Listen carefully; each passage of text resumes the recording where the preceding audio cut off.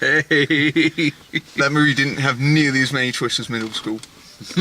No, there were ghosts in this movie though. As you could tell, this is going to be the fun review. Look, we got a really checkered past, all right? Come to America, see its proud history. Oh. Or just watch Coming to America with Eddie Murphy. So, we just got out of Birth of a Nation. No, The Birth of a Nation. The Birth of a Nation. Two very different movies here. When I was talking to my girlfriend earlier, she thought we were going to see a re-release of D.W. Griffith's Birth of a Nation. Like, that's true, mate. We're going to be at the theater for like 3.5 hours. That's a long, silent film. Well, this was a hard sit, and I knew it was going to be a hard sit when I went into this movie, but it was a hard sit for entirely different reasons than I expected, to be honest. Yeah, I think I might have liked this movie a little better than you did, even though I have problems with it. Yeah. It's been interesting watching this movie and how it's developed, because the word of mouth building around this movie started all around at Cannes, and you can understand why the word of mouth had built around it, because here is this black filmmaker with his very first film, written, produced, starring, and he's reclaiming the title of a movie that's infamously a propaganda piece for the KKK. We're taking that title back. Yeah. I can't wait till he makes Triumph of the Will. And telling a story of a historical figure that has been previously been not very well, very well depicted in history. It's been a figure that's been, in many cases, sidelined. Especially, you can tell that especially in the source of in the epilogue that they at the end of the movie, where they note that Nat was everything that happened to his body, dismembered and used for grease. All in the hopes of preventing a legacy, and the movie's really trying to prevent that. And here's the thing: I get that with the movie.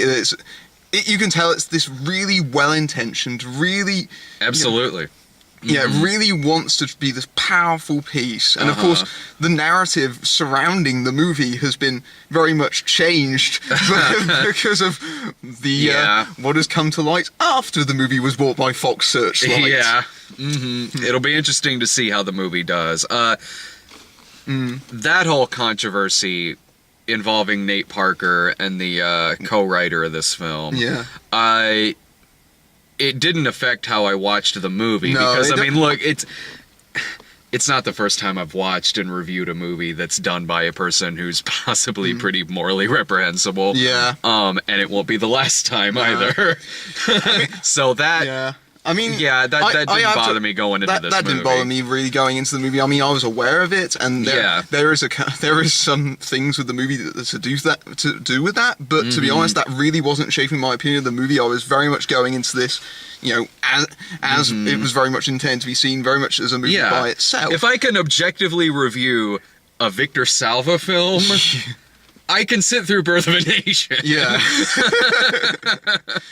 Because my problems with the movie aren't to do with the fact that the guy that made this is an acquitted rapist. That has nothing to do with my qualms with the movie. My qualms with the movie, I think, come down to a lot of the fact that it's a movie that has a first-time director. And last night we watched Girl on the Train and we compared it to Gone Girl.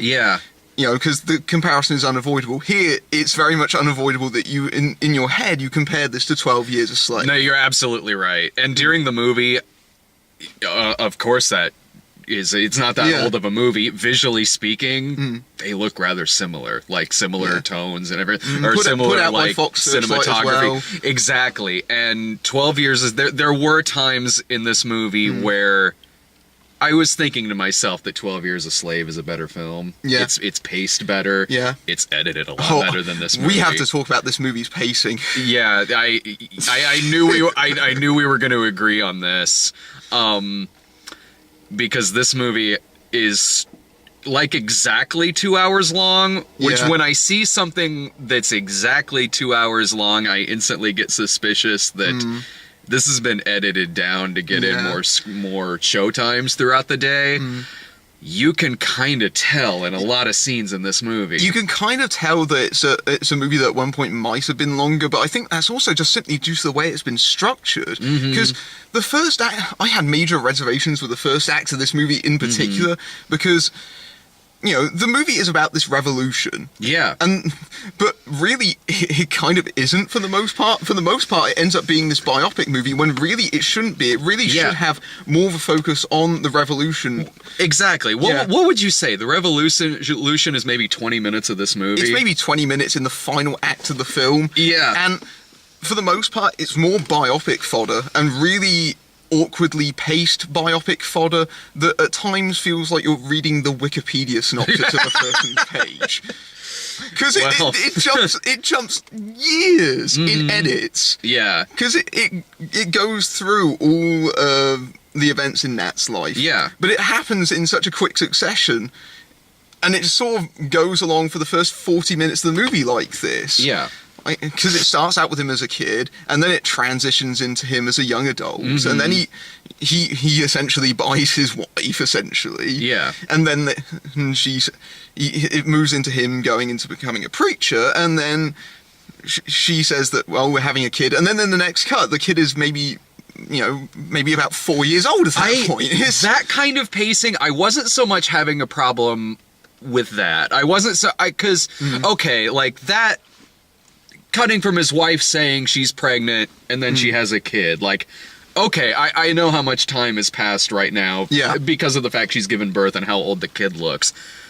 The editing I had a problem with in this movie is, okay, for instance, there's a gun battle in this movie that has no ending. Like, there's a gun battle at night with Jackie Earle and his guys versus Nat Turner and Nat Turner's people. That bothered me as well. Thank you. Yeah. Like... It just ends. Yeah. Like, it cuts to the... I thought it was cutting to a flashback because suddenly there's this gun battle where they're trading bullets, like, two different sides, and then all of a sudden it's the next day. Yeah, and suddenly there's thousands of them there. It's really confusingly edited like that. Yeah. I didn't know if Jackie Earle and his men were dead, and it was gonna pan back, and maybe Jackie Earle and his guys have been hung. Like... No, like, because Jackie Earle shows up in the final battle there at the end, but there is weird editing like that in this film. It's all... The stuff that you mentioned is all in the stuff to do with the revolution, and it makes me think, if there was a movie that was properly about this, rather than it seeming...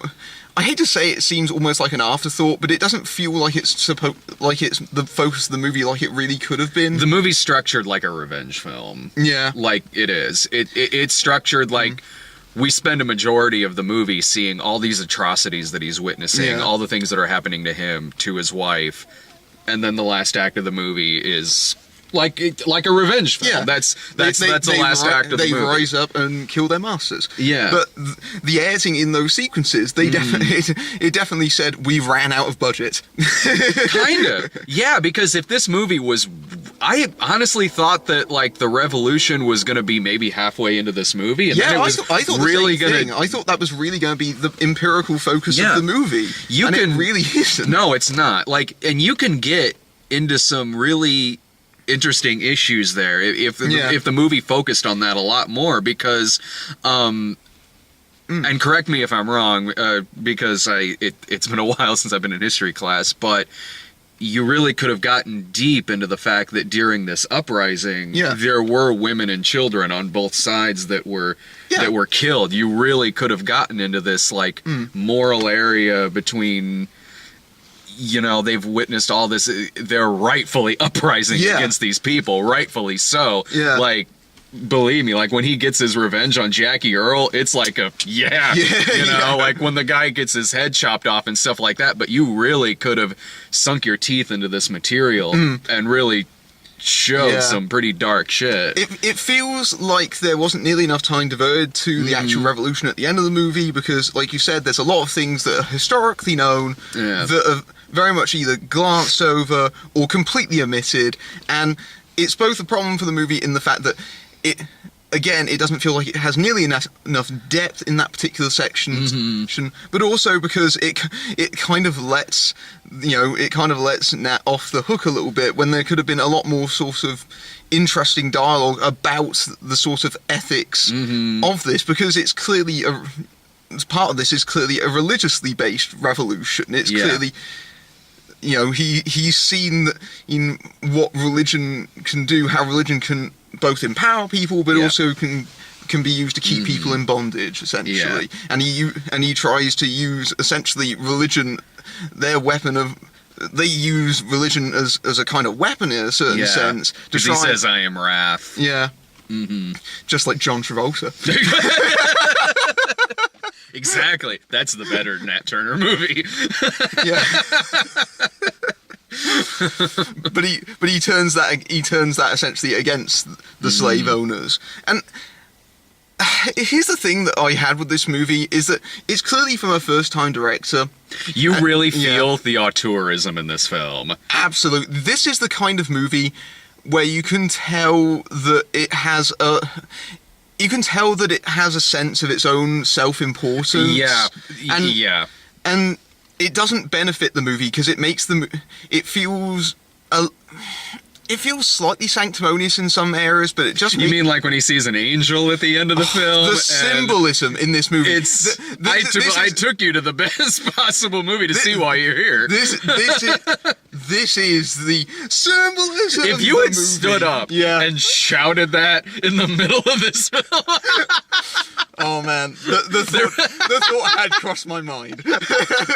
Because this was symbolism 101, and at times it was almost a little bit embarrassing because it was weird cutaway shots that had nothing to do virtually with the scenes that they were in. Not at all. It got weird. Like, not only is it really stereotypically auteurish, but it was like, did someone sit on the remote and I'm watching an episode of Hannibal all of a sudden? It's like that first scene in Lucy where it cuts to stock nature footage. Yeah, exactly. Like his wife gets attacked and the scene's playing out, and then suddenly we cut to this insert shot of corn bleeding. This ear of corn that's bleeding, and there's one part where Nat Turner standing with kid Nat Turner, and he's doused in like this white war paint. It's connected to the sort of tribalism that was at the start of the movie. But again, it's something that doesn't feel like it has a place in the movie as it looks like he's avoiding Emperor Palpatine hiding in the woods, like because this big dark cloaked figure turns his head around. The very first instance of symbolism, I'm really annoyed because I can't remember off the top of my head, but it really annoyed me because it felt so jarring, and then it kept happening. Quite a bit. The visions of his wife as an angel that happened when he was getting whipped, and then it happens again at the end of the movie when he's getting hung, and the movie could lose all of that. Hanged, quite pedantic. Someone paused the video to type that in there. You hung a picture on. You hang a person. I say hanged all the time. Yeah. Or hung, or whichever one is the wrong one. I say. Don't worry. I'm sure someone will correct us. Oh, they do. And I'm always like, dude, wonder what I meant. But the moment where he kills Armie Hammer in the movie, again, that is a real kind of symbolism moment because they're backlit against this giant stained glass cross, and again it really takes away some of the ethics of that particular moment because the framing of the cross in that moment makes it look like a very righteous kind of thing when really Armie Hammer's character was more of an ambiguous figure because he starts off sort of... Armie Hammer has the best arc in this movie. Yeah. By far. Armie Hammer is the kind of actor that he really is more of a character actor than he is a leading man. I really like Armie Hammer. Yeah, he's a good actor, but I'm not sure if he's leading man material. But this is the kind of role that he's. He's great. I loved him in Man from U.N.C.L.E. As bad as Lone Ranger was, like I had no problem with him. Yeah. Like honestly, as the Lone Ranger, he's actually kind of a perfect actor to play that. But in this, he really starts out this movie as this more not a terrible person by any means. Like, it starts out like there's almost this sort of friendship between the two of them. Like, he kind of protects Nate Parker a bit early on in the movie, and it seems like they bond a bit, almost sort of like the Cumberbatch role in 12 Years a Slave. Yeah, that definitely reminded me of that. Yeah. And Armie Hammer has the best arc in this film, because as the movie goes on, Armie Hammer himself starts seeing more and more of this sadistic, torturous shit, like the guy getting his teeth knocked out, and you can tell Armie Hammer's having a huge problem watching this. Like, he's disturbed by it, he starts drinking, and then as the movie goes on, he sort of ends up morphing into his father more. Yeah, he starts turning into his father. He becomes much more of a hardcore alcoholic. Abusive. Really abusive. Turning a blind eye to everything. Yeah, because he starts having, like, problems on his farm, and so it's really interesting starts calling Nat by boy. Yeah. It was really... That was honestly the most compelling character in the movie. Yeah. Like, it really was, to see what started out as this figure that you don't dislike in the film to, by the end, really not that much different than the rest of the people that they're rising up against. That, to me, was one of the things I really liked about this movie. It's why it's one of the things that I didn't... Whereas overall, I didn't dislike this movie. Armie Hammer I didn't dislike this movie either. I want to make this perfectly clear. I don't think this is a bad movie by any stretch of the imagination. No, not at all. This is a very flawed movie, yeah. And I have serious problems with the way that it's executed. But I am sympathetic to what it's trying to do.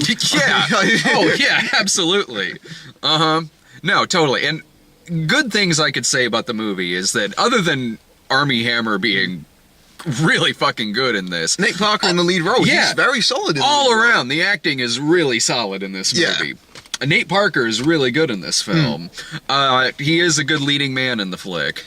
The journey that his character takes is interesting in and of itself. There's sort of this idea that he goes around to these various slave houses. Yeah. And he preaches, because he's probably luckier than many of the people that he encounters, in that he has had a semblance of an education. He can read. Yeah, he can read. He doesn't he go to one of them and they say, oh, they barely even know their own names. Yeah, they barely know how to spell their own names, or barely know their names. Yeah. Yeah. I mean, even when he's being taught by Penelope, I think that's Penelope Ann Miller at the beginning of the movie. I think it is. I seem to recall she was in this movie. Yeah. Even then, there is still a feeling of segregation and separation. Like, these are all the books for the white people, but here's your Bible. Yeah. But he goes around preaching, and he sees firsthand the conditions, and you can see him visibly uncomfortable. You can see how there is a serious conflict in how he feels in his own Christianity, and how other people use Christianity as a justification for their own sort of barbaric actions. Oh, it never happens nowadays. Yeah.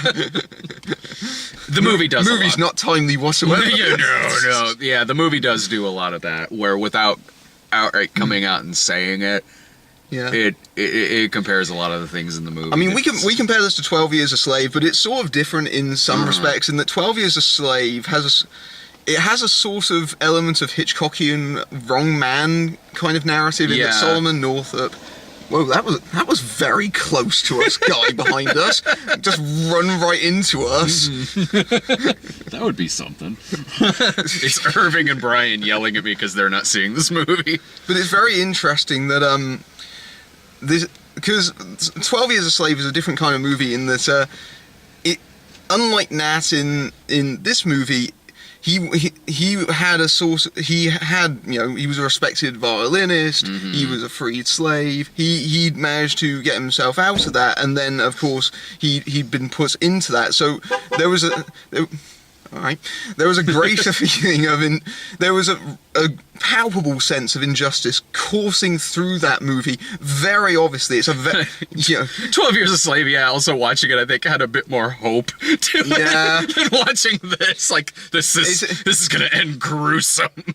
As soon as you see Jackie O'Haley as a slave capturer, you know that's not going to end exactly. Well. Look, that was their mistake right there. You hire Jackie Earle as your slave master. Of course it's going to end in an uprising. That was their big mistake back then.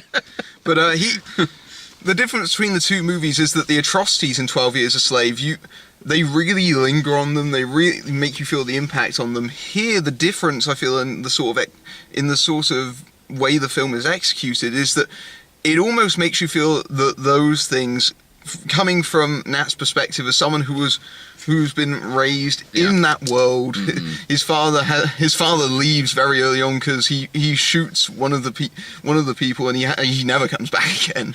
No, he doesn't. I'm sure he's fine. Yeah.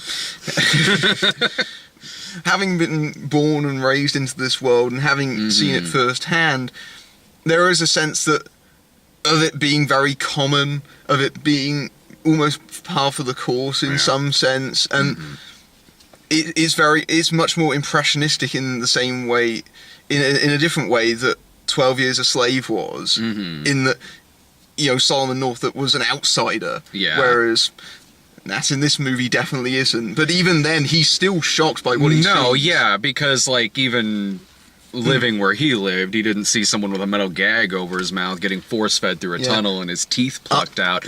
And knocked out with a hammer. And what I liked about this is how much this movie really does, like you mentioned, 12 Years a Slave, kind of showcasing a lot of the violence and everything. And this one, I did like how a lot of the really violent material in this really kind of lingered more on the shots of the characters who were watching it happen right in front of them. Yeah, it was very much more impressionistic. The actual sort of gory moments are actually very fleeting, if anything. Yeah, there's the teeth, there's the whipping scene, there's the climax. Yeah, but the difference in the whipping scene, for example, in 12 Years a Slave, they showed the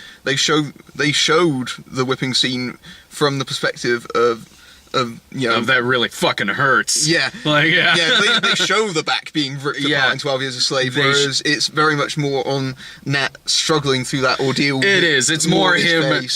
It's more his face and him kind of remaining strong and vigilant through this. Whereas 12 Years a Slave, you're right. It's an outsider involved in this, so he's reacting as you realistically would when getting hit in the back with a freaking whip. Yeah. But this comes down to maybe I just didn't feel it in the same way, because like I said, 12 Years a Slave, that sense of indignity and injustice courses throughout the entire movie, and it does here, but it almost feels to a lesser extent. There are too many structures in this movie that feel like they're a little bit meandering. Like you said, there are serious pacing issues with this movie. Yeah. This is the kind of movie where it really, you compare it to a revenge movie. In a revenge movie, there is normally a sense of sort of anger bubbling up to the surface, and unfortunately, Nate Parker, in terms of his direction, he's a better actor than he is a director. Well, because he doesn't really get a building sense of tension in the movie. Well, he does, but the thing is, and it's a problem I have with some of the pacing is that it does reach a point to where it bubbles up to where this guy's going to snap and he's going to kill these people. Yeah. But an unfortunate thing this movie does is it does get repetitive. Yeah. Because it sort of reaches a point in the movie where I thought the revolution was going to start, or it was going to happen around when his wife is raped. But it keeps going, and then there's another bad thing that happens, and then we see another shot of Nate Parker reacting to this, and then you're like, okay, is it going to start here at this dinner party? It doesn't. You find yourself restlessly kind of waiting for the revolution to happen, because you really do. You're familiar with this part of the story, and I have to be honest, like I said, I found this a really kind of stodgy watch, and there were parts of this where I was bored, to be honest. I don't think I was ever bored, but I was restless. I didn't feel wholly invested in the story in the same way that I did with 12 Years a Slave. Same here. 12 Years a Slave, you know, it really kept me engrossed in the action, and this movie doesn't do that. That is the fundamental difference between the two movies, to be honest. And going back to the controversy, I can understand why there is some controversy, because when it comes to the female characters in this movie, again, a lot of them are there to be abused. Like, for example, I mean that makes sense in the time period. But for example, Nat's wife, who, you know, we know that bad things are going to happen to her. Yeah. And Jackie Earle corners her, and he beats her, and it's pretty heavily implied that he rapes her. Oh, yeah. And obviously, with the controversy, having that happen is, you know, a bit of a problem, especially considering that, historically speaking, I'm not sure that she actually was raped. I think that was something that was invented for the film. I couldn't tell you. Yeah. I don't know. I remember reading that might have been an invention for the film.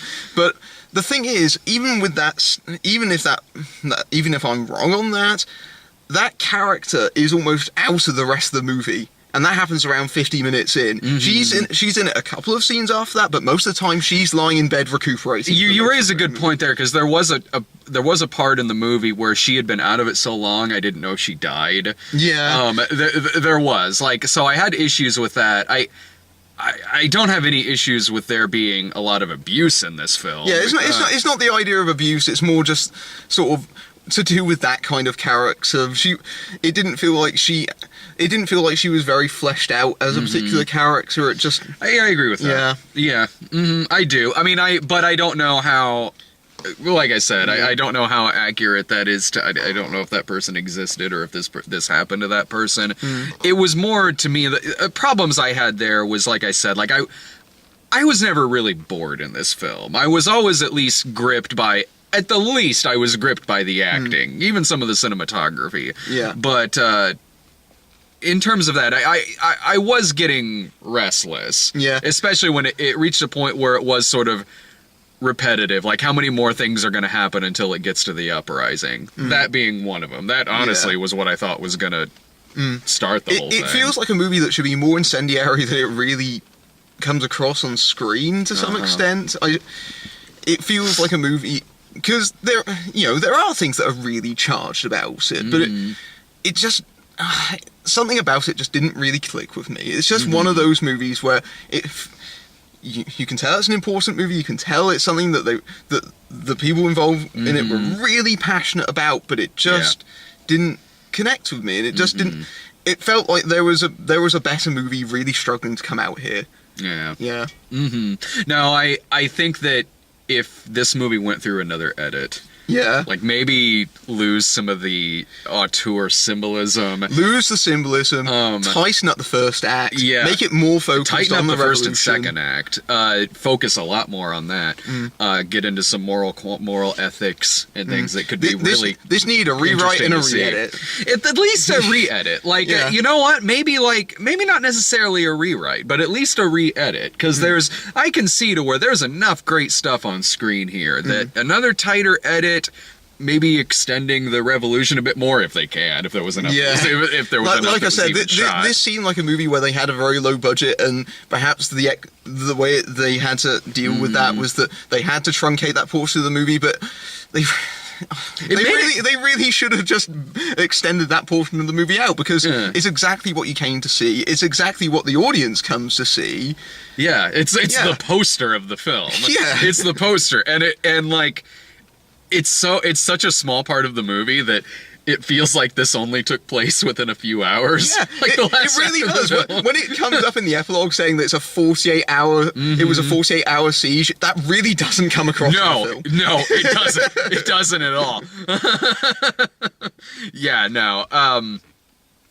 I would say that it's at the least. I would say it's worth a matinee screening. Yeah, this is probably a matinee or a rental at the very least. I would like to reiterate, this isn't a movie that I hated by any stretch of the imagination. it's a movie that I could get behind to some extent, but Yeah. there are too many reservations for me here to give this a wholehearted recommendation. I think it's a movie that's probably worth seeing if you're interested in, especially if you're a film fan. I think it's definitely a movie that people are going to be talking about for the next several months, especially in the run up to the Oscars, especially because this movie is bound to score a couple of nominations, and that's that is going to stir quite a few people up. Yeah. You know what it sort of feels like?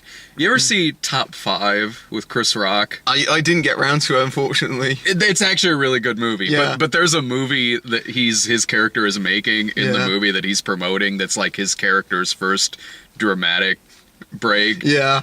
And it's I think it's called Uprising. And it's... Well, they just switched out Chris Rock for Nate Parker. Well, it turns out we're living in the reality of Top 5 because that's how Boo a Medea Halloween happened. That was, because Boo a Medea Halloween, which in Top 5 was called, like, Medea's Haunted House, is the movie that was, like, beating Chris Rock's movie at the box office in that film. And the tagline was, like, she ain't afraid of no ghosts. And apparently the story behind that is that Lionsgate saw Top 5 and went to Tyler Perry, hey, how come you didn't do a Halloween Medea movie? Here's some money, let's do that. Yeah. I guess my final thought on this is, man, the 1800s seem like a real headache. History sucks. Right? The movie is, I think 12 Years a Slave is a better movie. Yeah. For the reasons we said. Yeah. But I was gripped enough by this film to where I wasn't sitting there like, I certainly didn't regret seeing it. At the least, it's worth a matinee. But if you don't see it in theaters, like, I don't know if you're really missing much of a theatrical experience going to see this thing. But I mean, like, if I paid matinee prices to go see this in the theater, I'd have been perfectly satisfied. I mean, I do feel satisfied. Yeah. I think this is a perfectly solid, well-intentioned, but just very flawed movie, unfortunately. And the thing is, we got all the trailers for a lot of them, and there was a lot of movies that are very similar to this. And I imagine that at least one of those movies will be better than this one. I think Get Out with directed by Jordan Peele. That trailer, man, that's talk about. I'd not seen that trailer before, but so that really, I didn't know what turns that trailer was making. That started off with something completely different. That's the Stepford Wives that they decided to start making black people instead. I was more thinking along the lines of Loving with Ruth Negga and Joel Edgerton and Michael Shannon. That looks like it might actually be a stronger movie than this one, and might actually take a little bit of the attention away from this one if it's released correctly. We got a few like Oscar season trailers. That one with Denzel Washington being released at Fences. Christmas. That looks good. Yeah, it looks good, but it looks like it's going to be the most depressing Christmas movie of all time. You say that, but we get a lot of like ass movies released on Christmas here. Wasn't Django Unchained released at Christmas? That was that. I think so. I think in that the was US anyway. A lot of Tarantino's are actually like Hateful Eight was out around Christmas last year. But we got Hidden Figures. We also got Hidden Figure, the Affleck movie that looks really good. Live by Night. Inferno, the US trailer for Inferno that apparently US audiences don't like to see a movie these days unless they have 2/3 of the movie spoiled in exact order. Inferno does that. Keeping Up with the Joneses does that. Honestly, it looks like Get Out does that. Yeah, because those are different trailers than the ones that I've seen in the UK. The international trailers do not spoil the movie in the exact order that it happens. American trailers suck. They do that all the fucking time. Like Inferno is one of the biggest fucking wants to do that. We did that last night because we got the Inferno trailer before Go on the Train, and I almost don't have to go and see that movie when I Terminator Genesis. I remember that notoriously did that last. I mean, not that whatever. That was a bad movie anyway. I imagine the Birth of a Nation trailer does that by dint of it being a historical story. I mean, it does show the uprising in the trailer. Jackie Kennedy movie looked really good. Yeah, that looked like a really interesting movie. Yeah. Especially since they went out their way to make it look like a movie that had been shot in the 60s. Yeah, I hadn't seen that trailer before. That looked really fucking good. So yeah, we got a bunch of the awards season movies at the beginning of this, and Get Out. What do you mean, Inferno's not going to win an Oscar next year?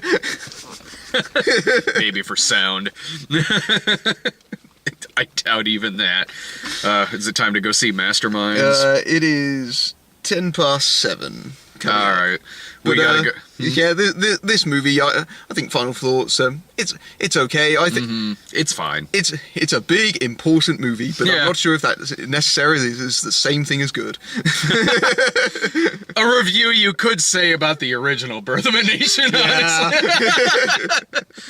It turns out movies called Birth of a Nation are cursed. Yeah.